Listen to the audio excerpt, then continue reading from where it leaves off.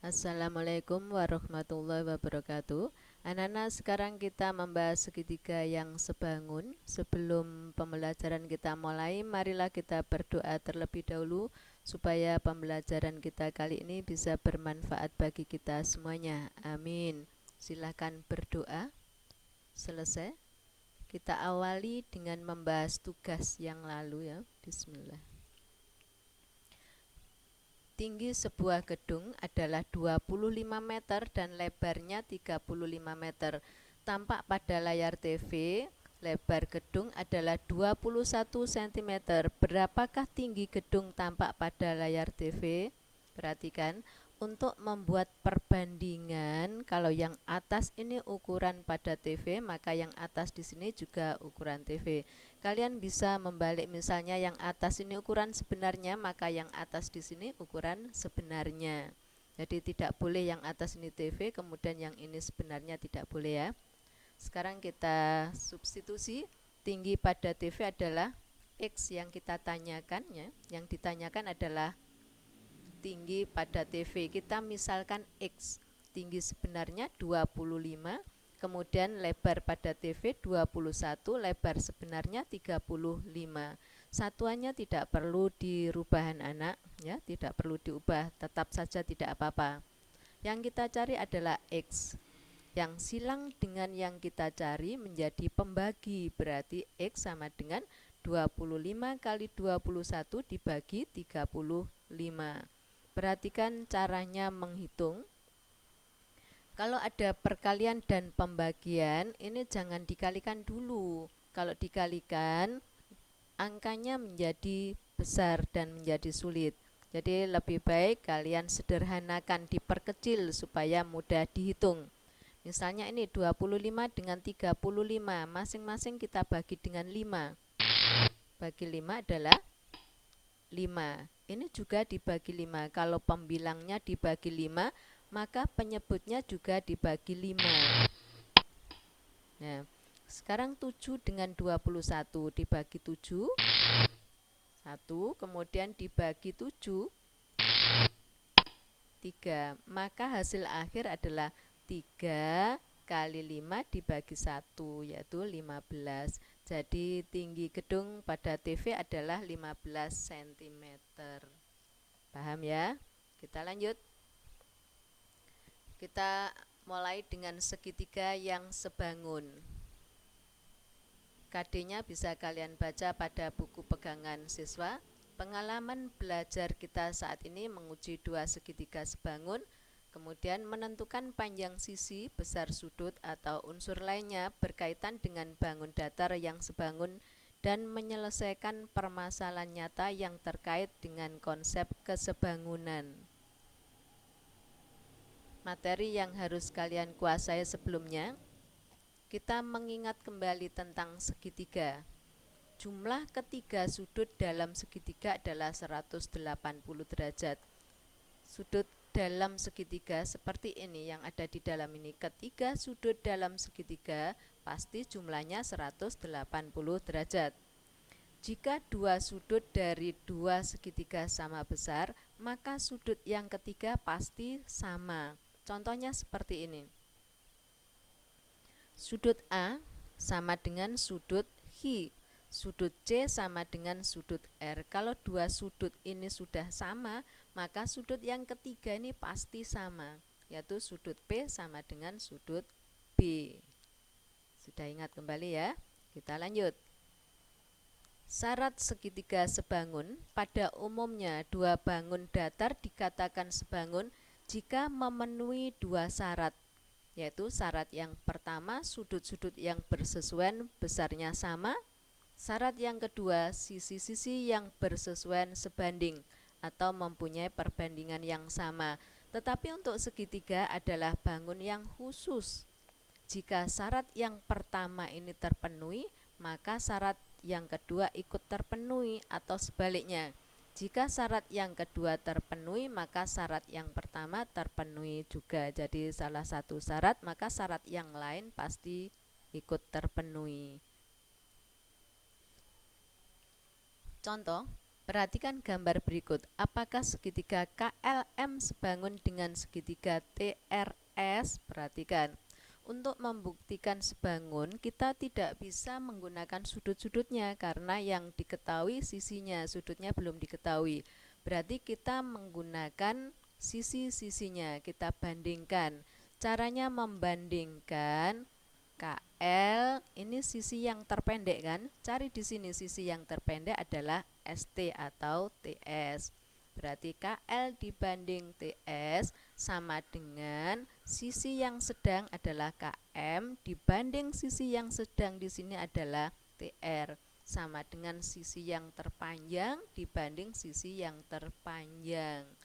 Ternyata ini kalau kita sederhanakan ini sebanding. Jadi sisi-sisi yang bersesuaian sebanding.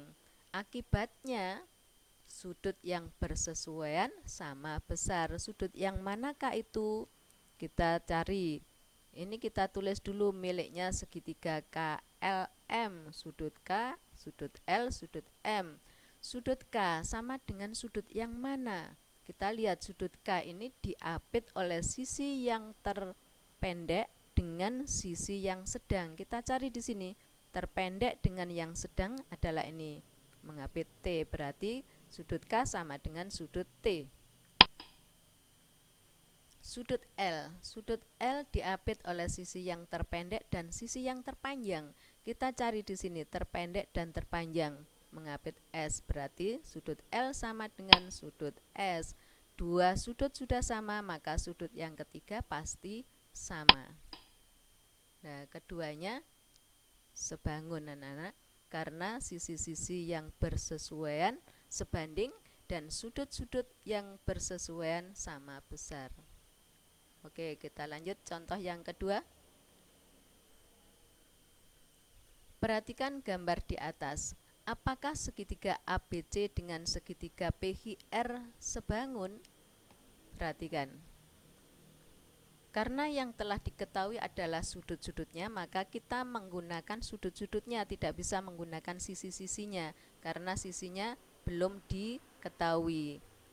Segitiga ABC memiliki sudut 70-50, berarti sudut C ini berapa? Supaya ketiganya berjumlah 180, maka sudut C adalah 60. Sudut R berapa? Supaya ini berjumlah 180, maka sudut R adalah 50. Maka kedua segitiga ini memiliki sudut-sudut yang sama, ya. Sudut yang bersesuaian sama besar. Sudut A sama dengan sudut B, sudut B sama dengan sudut R, sudut C sama dengan sudut H.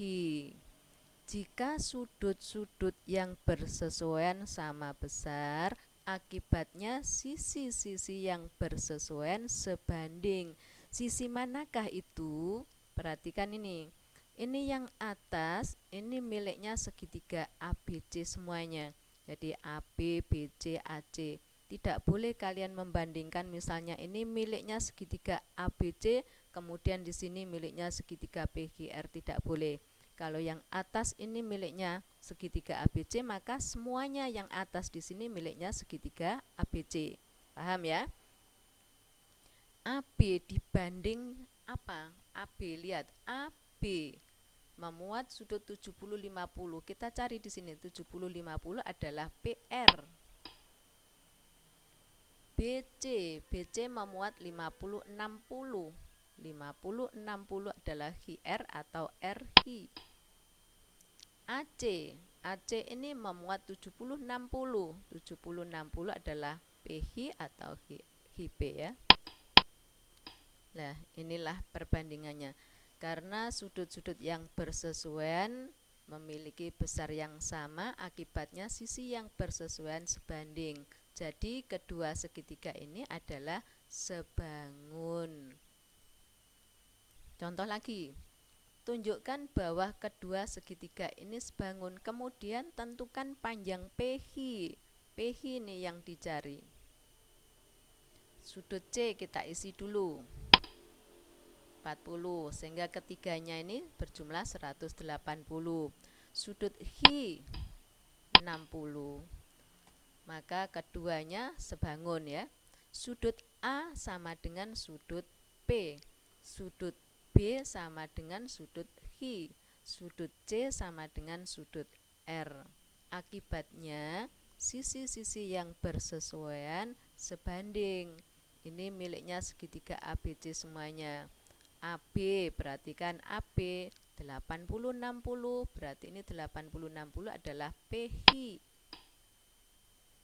BC 60-40, 60-40 adalah HR. AC 80-40 ya. AC ini memuat 80-40. 80-40 adalah PR.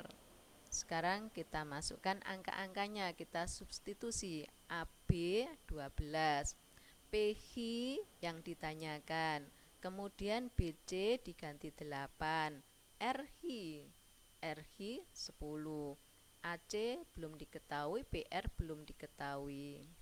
Ya, seperti ini ya. Sekarang perhatikan, yang ditanyakan adalah PH. Berarti dari 3 perbandingan ini kita cari yang memuat PH. Ini yang ditanyakan, berarti ini yang kita pakai. Kemudian kita cari pasangan lagi, yaitu yang sudah diketahui, 8 dibanding 10. Kalau AC dengan PR ini AC dan PR ini belum diketahui, berarti tidak bisa kita cari.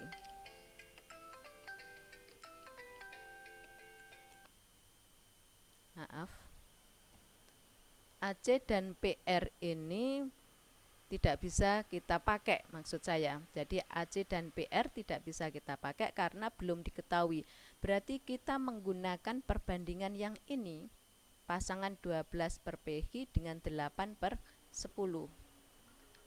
PH yang dicari, berarti yang silang dengan PH menjadi pembagi, berarti PH sama dengan 12 kali 10 dibagi 8. Inilah anak-anak jawabannya. Paham ya? Kita lanjut. Contoh 4. Tunjukkan bahwa segitiga KLM dan segitiga EFG sebangun. Kemudian tunjukkan atau tentukan sudut yang bersesuaian sama besar. Perhatikan, keduanya ini apakah sebangun? Kita buktikan menggunakan sisi-sisinya, karena sisi-sisinya yang diketahui ya. KL, LM, KM ini adalah miliknya segitiga KLM semuanya. Berarti yang bawah ini miliknya segitiga EFG. KL, perhatikan, KL ini sisi yang terpendek. Kita cari sisi yang terpendek di sini adalah EF. LM ini sisi yang sedang. Berarti yang sedang di sini adalah yang mana? EG ya. KM ini sisi yang terpanjang. Kita cari sisi yang terpanjang di sini adalah FG. Kita substitusi, KL-nya 6, EF-nya 12, EG-nya 16, FG-nya. Nah, ini kalau kita sederhanakan, perbandingannya menjadi demikian. Ya, ternyata sebanding ya. Berarti keduanya adalah sebangun. Kemudian untuk yang B, tentukan sudut yang bersesuaian sama besar. Karena sisi-sisi yang bersesuaian sebanding, maka sudut yang bersesuaian sama besar. Sudut yang manakah itu? Kita tulis miliknya segitiga KLM dulu. Kemudian ini kita tentukan sudut K diapit oleh sisi yang terpendek dan yang terpanjang. Di sini yang terpendek dengan terpanjang adalah ini, mengapit F. Sudut L ini diapit oleh sudut terpendek dan sedang. Di sini terpendek dan sedang mengapit sudut E. Dua sudut sudah sama, maka sudut yang ketiga pasti sama. Ya, inilah jawabannya anak-anak. Saya kira sudah cukup jelas ya. Ini ada tugas. Segitiga ABC dengan segitiga PHR sebangun. Tanda seperti ini sebangun anak-anak. Jadi kalau kalian menjumpai tanda seperti ini sebangun. Jadi kedua segitiga ini adalah sebangun. Hitunglah panjang PH. Ya, silahkan mengerjakan dengan segera dan kirim tugas dengan segera supaya nilainya tidak saya kurangi ya.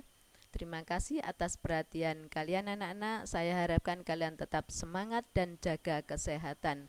Wassalamualaikum warahmatullahi wabarakatuh.